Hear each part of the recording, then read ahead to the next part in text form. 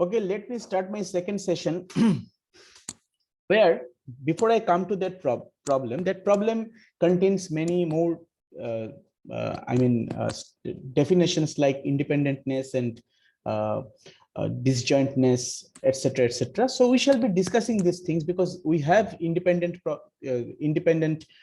events in our course. So we'll be discussing that. But before that, I think it would be nice if I do some sort of other things with this axiomatic approach, which is also essential. And remember that as we have discussed probability space in our previous class, what did we do? We actually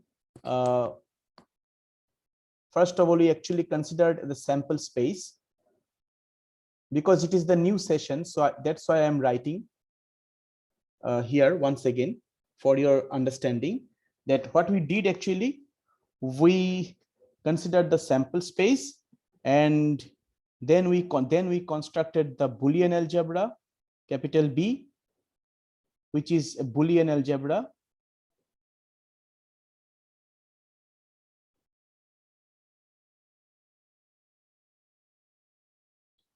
And then we define a probability measure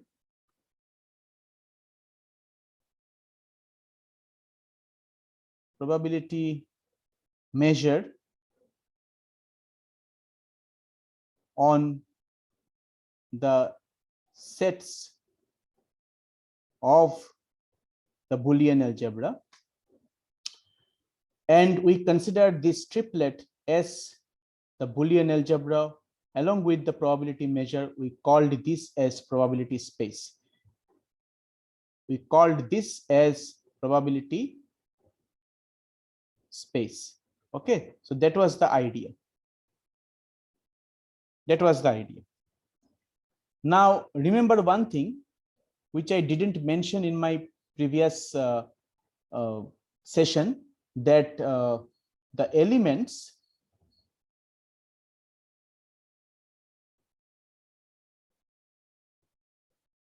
of B, the Boolean algebra B, are actually called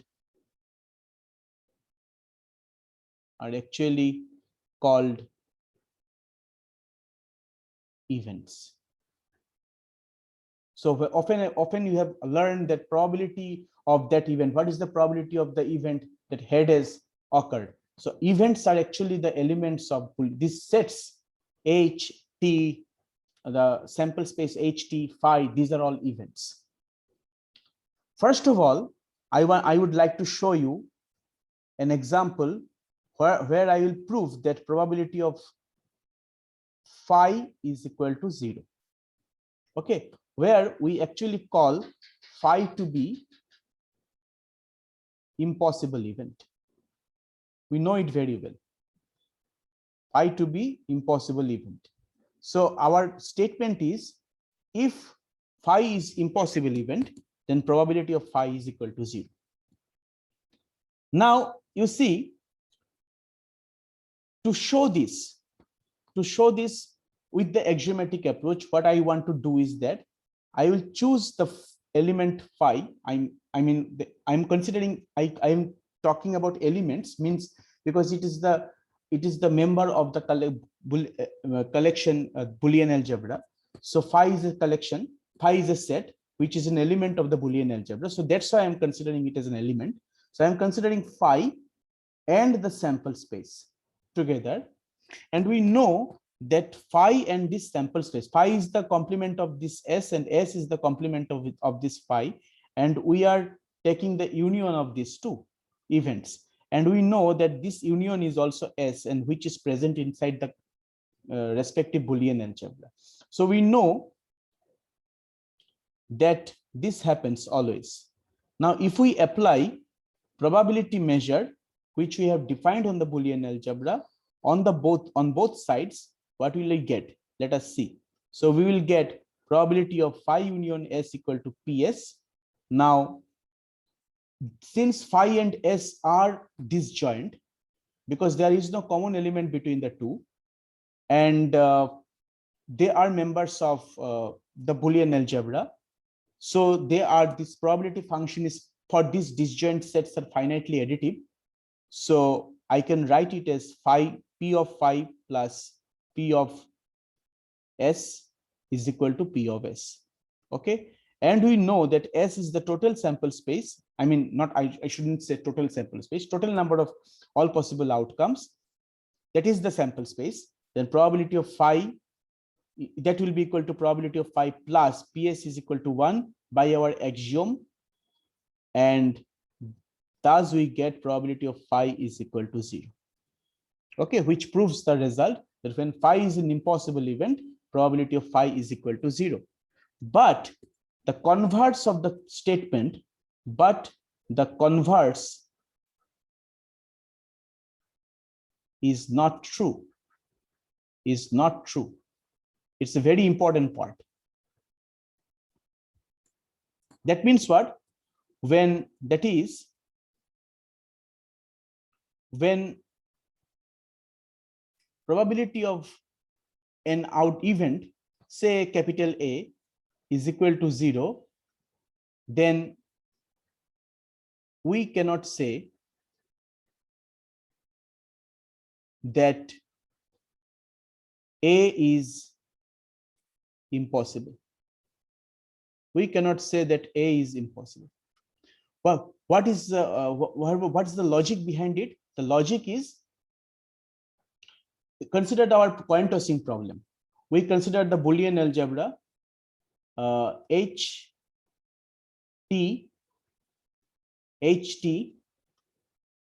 Since there was a mistake, I'm writing it properly right now. Now, if you say that the coin is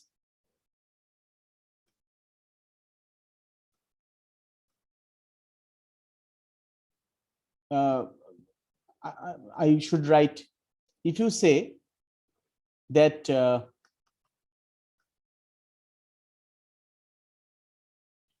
the status of the coin is not known to you, status of the coin you are tossing is not known to you,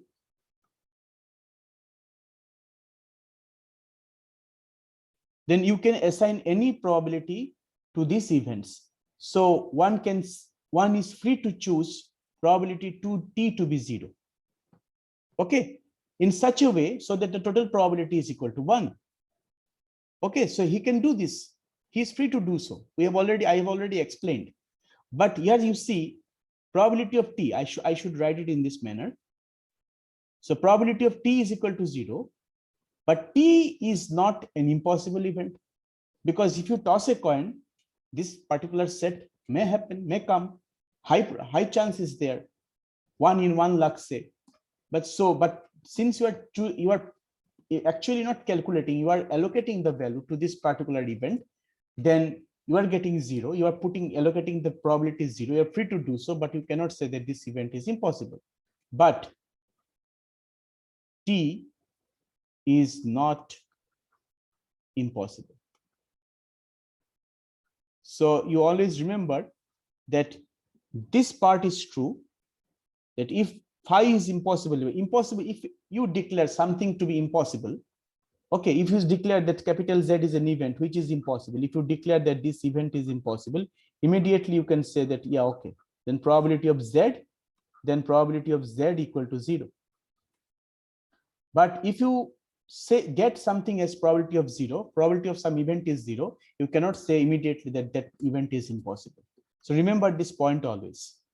So that's why I told you that coin tossing problem is often discussed, but the intricacies hidden behind it are not often discussed.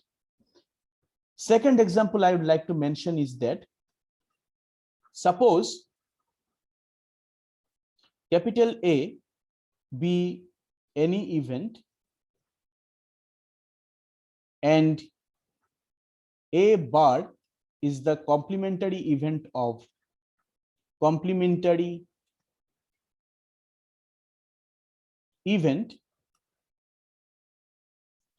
A such that A union A bar gives you the total sample space. So in that case, if you apply the probability measured on both sides, probability of A union A bar will be equal to probability of S. And you know that A and A bar, they are disjoint events. A and A bar are disjoint events.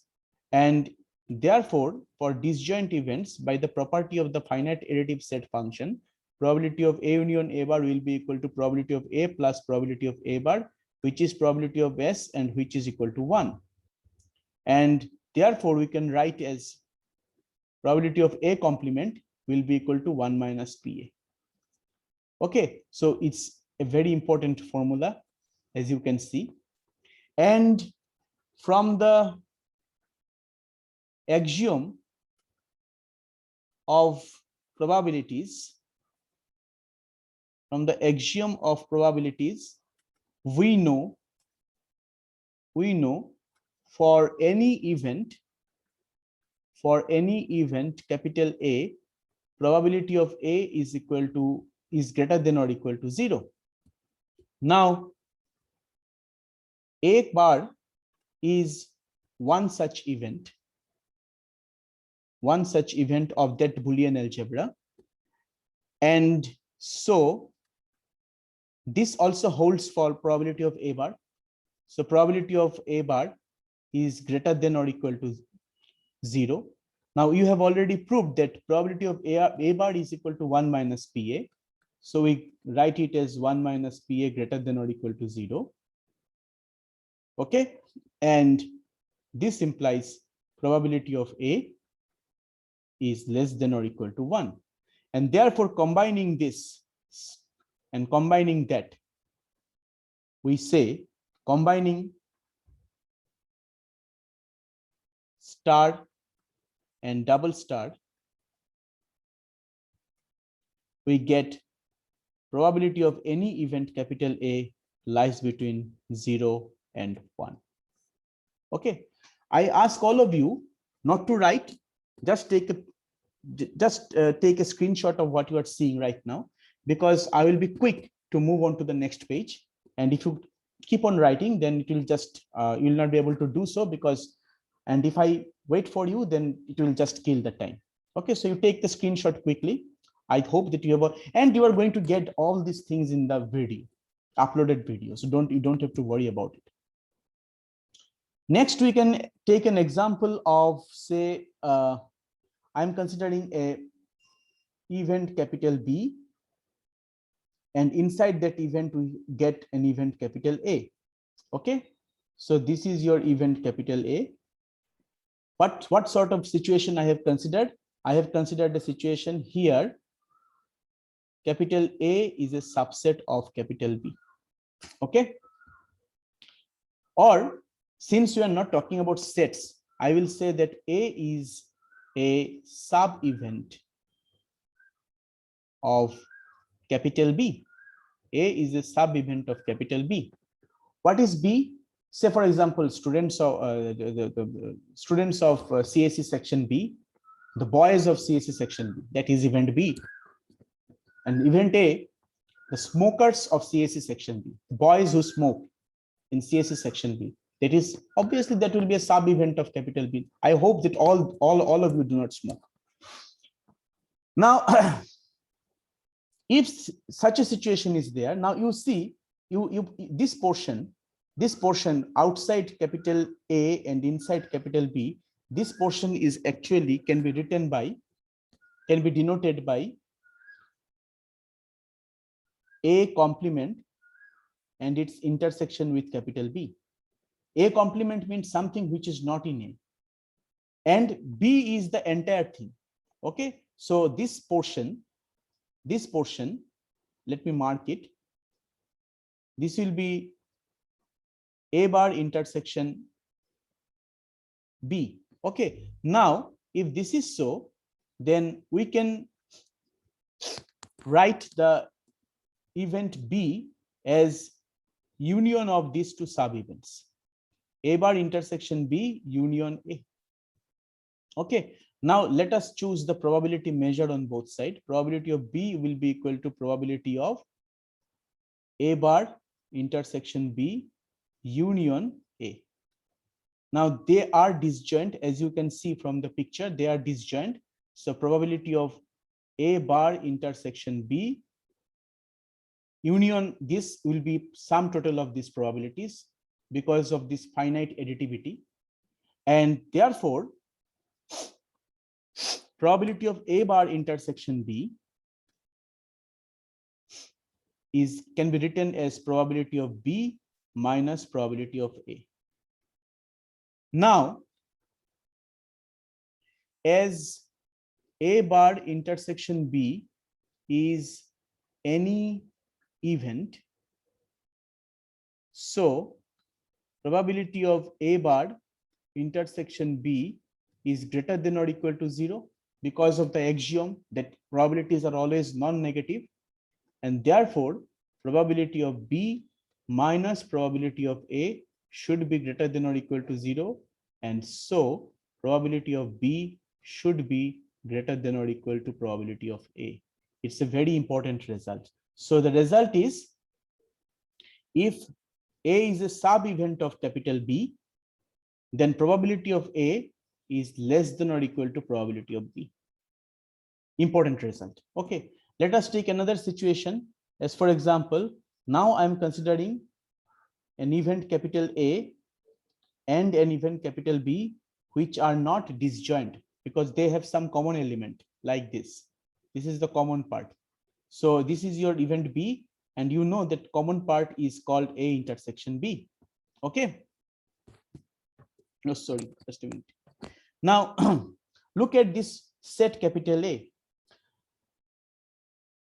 We see that the event capital A can be expressed as the union of two events. One event is A intersection B complement, means this portion, union A intersection B. So if you take the union of these two portions, you are actually getting the entire A. And similarly, if you combine A bar intersection B with A intersection B, so you just, okay, if you write it like this, then we get the entire B. Okay, so if I combine this particular portion with that, you get set B, event B. If you combine this portion with that, you get event A. Now we are going to take probability measure on both sides. So probability of A is equal to probability of A intersection B bar union A intersection B. Okay, now this can be written as probability of A is equal to probability of A intersection B bar plus probability of A intersection B. So from here, we have got another formula. This formula is probability of A intersection B bar is given by probability of A minus probability of A intersection B. Okay, so this is one formula. All these are important results which often help us to solve problems. And they are in fact problems by themselves. Similarly, if you do the same thing, probability of B can be written as probability of A bar intersection B union A intersection B, and this implies probability of B is equal to probability of A bar intersection B plus probability of A intersection B. And therefore we get another formula, probability of A bar intersection B is written as probability of B minus probability of A intersection B. So we are getting another result, like, which is also very important. Okay, now I'm going to the next page. So the next page, I'm going to draw another figure, the same type of figure, where I'm considering the event capital A and another event capital B, where there is some sort of intersection part over there. They are not disjoint. Now you see, if you consider the union means what? Union means the entire thing taken into consideration together. This is called the union. Entire thing. That is the union. Okay. So A union B actually can be written as, just a minute. A union B actually can be written as the union of three disjoint events. One disjoint event is this portion, which is A intersection B bar union this part, which is A intersection B union this part, which is A bar intersection B. Now take probability measure on both sides. Probability of A union B is written as probability of A intersection B bar union A intersection B union A bar intersection B. And by finite additivity, we can write it as probability of A intersection B bar plus probability of A intersection B plus probability of A bar intersection B. Now we have already proved a few results on the previous page. If you can recall, probability of A intersection B bar is probability of A minus probability of A intersection B plus probability of A intersection B, keep it as it is. And probability of A bar intersection B can be written as probability of B minus probability of A intersection B. And from there, we can write it as probability of A union B to be probability of A. And this part and that part will cancel each other. Then we get probability of B. And lastly, we get this probability of A intersection B. And this is a very important result, which can be generalized to three sets also. I'm not going to show it. You read it from book. Now, in some books, you can find this proof with respect to the cardinality of the set. So since probability events are actually nothing but sets, since events are sets, you already know, because they are the elements, they are the sets which are contained in the Boolean algebra. So therefore, the way we use in set theory, there is a similar result. You see, cardinality of A union B is equal to cardinality of A plus cardinality of B minus cardinality of C, cardinality of A intersection B. So similar type of result is there. So we can use this thing also to prove the result. And say, for example, if you divide this cardinality of A intersection B, A union B by cardinality of the sample space, if you divide this by the cardinality of the sample space, and similarly you do the thing with this and that, sorry, and this, and A intersection B by NS, then also you can write from favorable number of case by total number of case, that probability of A union B is equal to probability of A plus probability of B minus probability of A intersection B. But I have not used this result. I would like to stick to the axioms of set probability, and by the axiomatic approach, I have shown these results. From these the results which I proved over here. These results are very fundamental results. This one,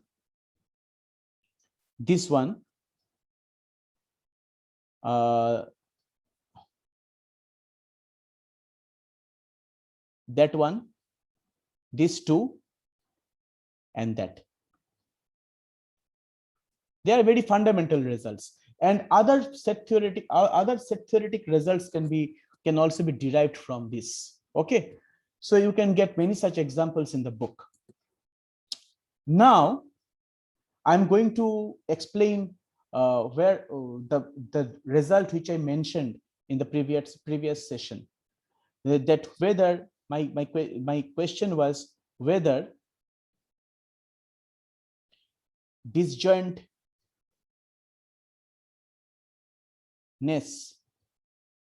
implies independentness. I mean, if I say that two events are independent, if two events are disjoint, can we say that they are also independent? Okay. And whether independentness implies disjointness. Okay. Now I'm going to explain that thing. Before that, let me talk about something from the chapter of mathematical logic. Mathematical logic that will be required over here. If capital P is a statement and Q is another statement,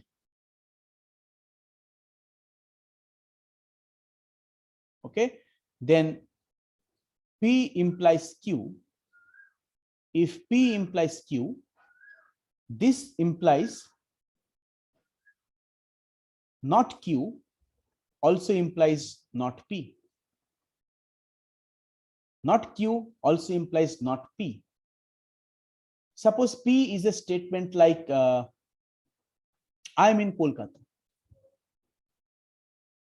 That implies Q is a statement that I'm in West Bengal. So P implies Q means if I'm in Kolkata, then I'm in West Bengal. Not Q means I'm not in West Bengal. That will imply that I'm not in Kolkata. Like, because if I'm in West Bengal, I can be in several places of West Bengal. You cannot definitely say that I'll be in Kolkata. I can be in Chandan Nagar also. Okay, so this is a very important philosophical concept of mathematical logic. Mathematical logic is also there when you will be in 4th semester. Okay, this particular part will be required to explain the results which were left in the previous session. And with the explanation of that particular result, I'm going to conclude my today's session. Okay, so I'm stopping the share. I'm stopping this share and I'm going to present that particular note once again.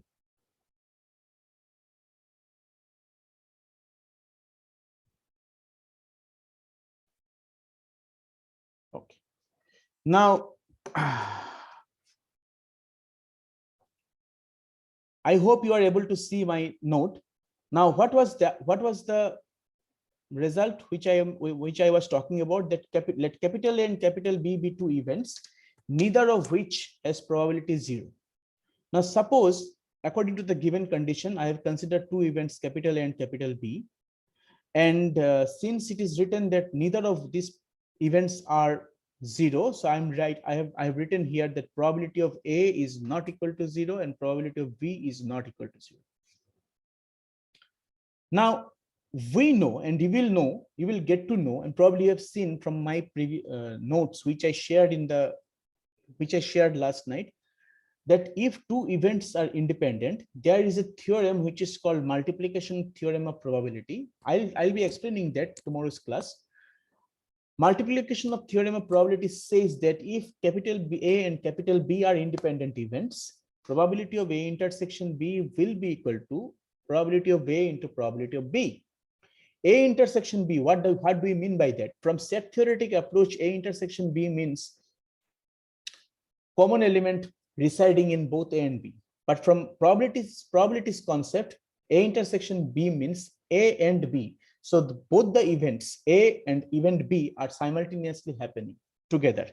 Okay, so if they are independent, then multiplication theorem of probability says that probability of A intersection B will be equal to probability of A and probability of B. I'll explain probability of A I'll explain independent events in more detail when I'll come to that part. Before explaining independent events, I have to explain what we mean by conditional probability. So my objective is not that today. Now, since probability of A and probability of B are not zeros individually, so probability of A intersection B cannot be 0, because probability of A intersection B is PA into PB, because you have considered that they are independent. Now we have already explained that for impossible event, probability of phi equal to 0. Okay, and also we know that if for any event C, if probability is 0, that doesn't imply that prob C is impossible. I have explained that thing also. Okay, so the thing which I have explained already is there. I have explained here why probability being 0 doesn't imply that it is impossible. Now, with these notions in mind, I have named this particular equation as 1. From 1, we can say that since probability of A intersection B is not 0, then this implies that probability A intersection B is not phi. Why is it so? It's quite, I mean, probably you'll be lost in this mathematical logical expression. So I have explained that thing over here. In mathematical logic, there is a rule that if capital S1 and capital S2 are two statements, S1 implies S2, it implies that not S2 implies not S1. Now, phi is impossible. This is my statement, which is called S1, and probability is 0. That is probability is 0. That is my statement S2. So when phi is impossible, probability is 0. We already know that. So S1 implies S2. And from this mathematical logic, we have come to know that not S2, negation of S2 implies negation of S1. What is negation of S2? Negation of S2 means negation that probability is 0. That means probability is not 0. What is negation of S2? Negation of S2 means negation that probability is 0. That means what? Probability is not 0. And that implies negation of S1. Negation of S1 means negation that phi is impossible, which implies phi is not impossible. Okay, so here actually, when I say that probability of A intersection B is not 0, A intersection B I have put in place of phi. When I say the probability of A intersection B is not 0, then from that mathematical logic, I can say that A intersection B is not equal to phi. A intersection B is not impossible. Why have I written this? This explanation has been written explicitly over here. So if you go through that, you will be understanding this portion.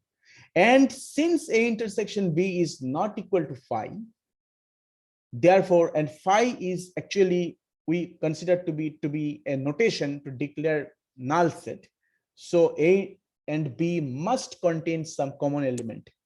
They are not, one is connected to another, and therefore A and B are not disjoint. So you see, we started with the assumption that capital A and capital B are independent events. Question was whether independentness imply disjointness. We have come to the fact that independentness doesn't imply disjointness. Two events are independent, that doesn't mean that they should be disjoint. Okay. What about the reverse? If you assume that two events are disjoint, can we say that they are independent? So let us try to do it. So next we have supposed that let capital A and capital B be disjoint events. If they are disjoint events, by set theoretic notation, A intersection B will be phi. Now we are applying probability measure on both the sides. So probability of A intersection B will be equal to probability of phi. And we know probability of phi is always 0. So probability of A intersection B is equal to 0. But according to the given condition of the statement, probability of A is non-zero and probability of B is also not 0. Because it was mentioned neither of this probability of event A and B were 0. So since they are not 0, so probability of A and probability of B is not 0. But probability of A intersection B is coming out to be 0 because you have considered that A and B are disjoint. But probability of A and probability of B is not 0. But we know that for independentness, probability of A intersection B must be equal to probability of A into probability of B. Okay. And here I can see that both the things are actually not equal. Probability of A intersection B is not equal to probability of A into probability of B, and therefore A and B are not independent. So independentness doesn't always imply disjointness. Sometimes it may imply disjointness, but it is not universally true. Disjointness always do not imply independentness. I am not saying that independentness doesn't ever imply disjointness, or disjointness doesn't ever imply independentness. I am saying that they sometimes may imply one another, but they are not universally true. So therefore, disjointness and independentness are two different entities. They are considered to be two different entities in the theory of probability. Okay, so I have taken the pain of explaining this particular result, and this particular problem has been also chosen from, as I have already explained, that I have chosen this problem from the Apostol book of Calculus volume 2. I have explained this thing because in your syllabus there is written probability space, and after that, immediately after that, it was written conditional probability and independent events. Okay, so to understand those concepts, conditional probability and independentness, we have to have some kind of idea about disjointness and independentness. So what have we learned today? If we summarize the thing, we have learned that the probability to define, calculate probability, we do not calculate probability, we allot probabilities. And to define a probability space, we first require a sample space. We have to have some idea about the sample space. Then we construct the Boolean algebra, then we define the probability measure.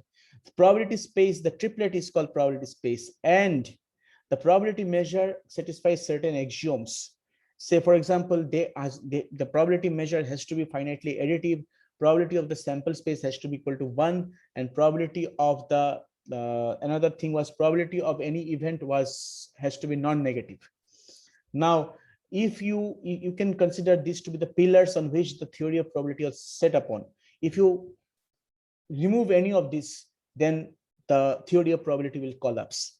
And we have come to know that several other important results can be explained in terms of axiomatic approach to probability, which I have deduced and which often help us to solve problems. Also, I have explained that the independentness and disjointness are two separate entities. You have to look into them from two different perspectives. They are not same.